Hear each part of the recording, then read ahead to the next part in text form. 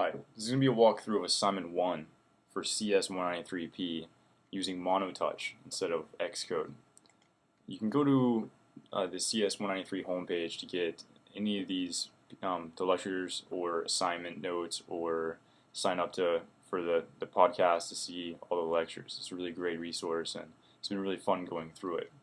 You can also go to the Monotouch page to join the beta or to get information if you're already in the beta about how to use this.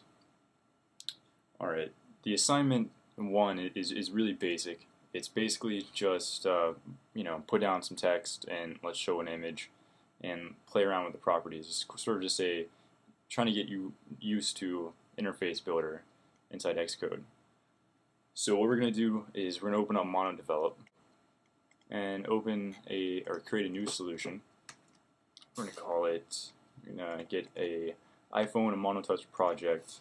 I'm going to call it assignment 1 and go forward, create this. And since this is the first video that I've done, I'm going to go ahead and just talk a little bit about what got created. You go to main window, zip file with a designer backend. You don't have to worry about the designer backend as you work on the zip file inside interface builder. It'll all get wired up for you. There's a main.cs file which has a finish launching method that's an overridden method, and this is sort of where you're going to put a lot of logic. And so let's just go ahead and start doing the assignment. The assignment wants us to open up Interface Builder. You can do that just by double clicking on the main window zip, and it opens up Interface Builder for you. And you see it's just a blank window right now. See over in the library, got a whole list of things you can add. What we're interested in is a label. I'm going to go and drag and drop that on. Let's make it a little bit bigger.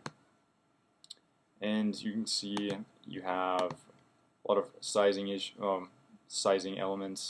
You got properties as far as you can change the text to something. We're going to go ahead and change it to Hello Monotouch.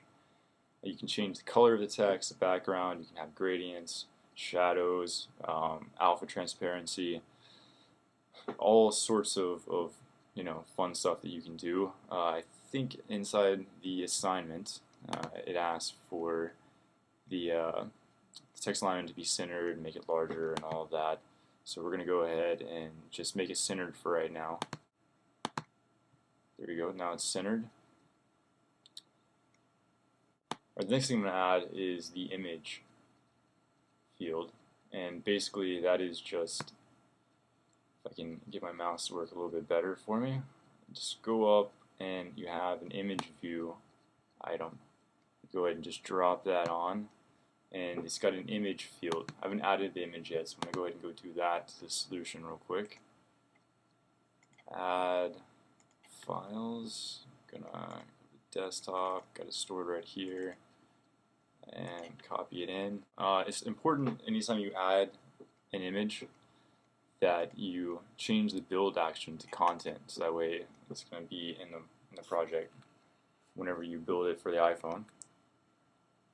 So now that that's added, I'm going to go back into Interface Builder and just type in header logo.jpg,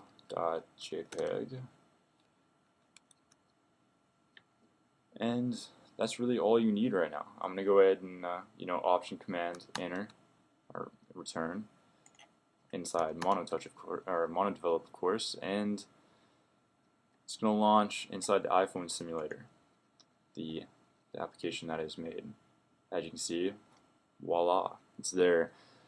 You may be wondering, that's nice. That's a lot of interface builder. Where does really the Monotouch part come in? Well, it's very easy to be able to manipulate these elements inside C# code behind the scenes. I'm going to go and show you how to do that real quick. So I'm going to go back to the interface builder, and what you have to do right now is you have to let Monotouch be aware of the elements that you've put on the interface. And the way you do that is, there's one way of doing it, there's a couple of ways of doing it, but one way I'm going to show you right now is by clicking on App Delegate down here and going to the information panel. And you have these class outlets, and right now window is the only one that's made. I'm going to go and add two more. One's going to be called label, and one that's going to be called image view. Let's call it that. well, if I can, and image view.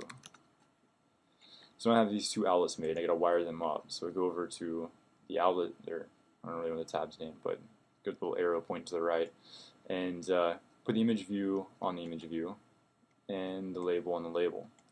And when you save this, I'm gonna go back and show you now. The designer file has this image view and a label. It's all wired up for you.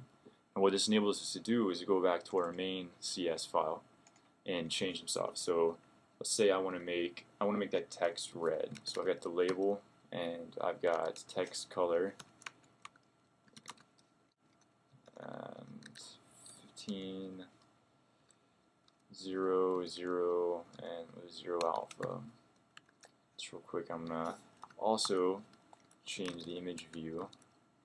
I'm gonna add some alpha transparency to it as well. I'm gonna make it 0.5. I'm gonna go ahead and build that. Go back to the iPhone simulator. When it gets done building, it's going to launch in here. Apparently, the alpha, I shouldn't have put 0, shouldn't I have? I should have kept that 1.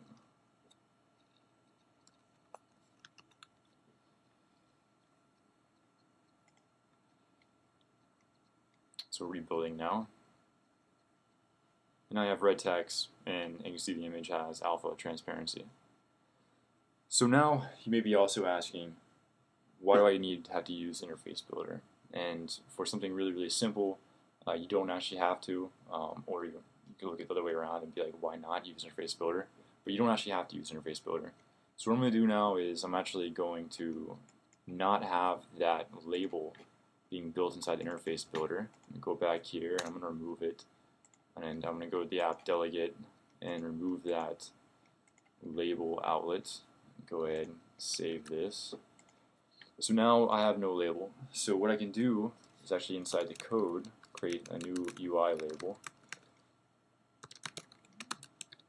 And before I do this real quick, if you want to add it and be able to size it, or not size it, but place it where you want, you want to go ahead and add system.drawing to the usings.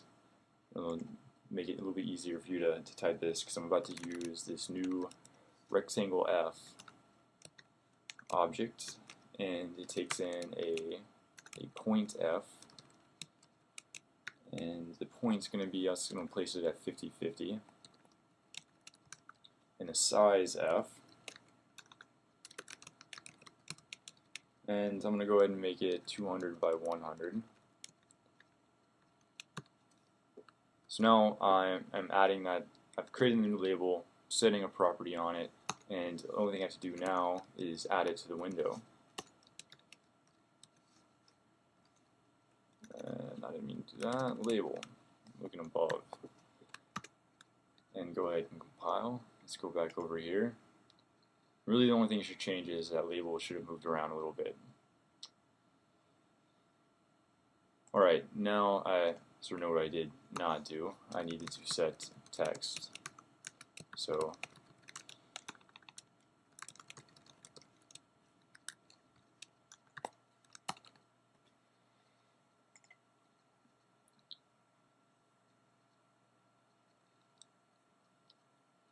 alright, there you go.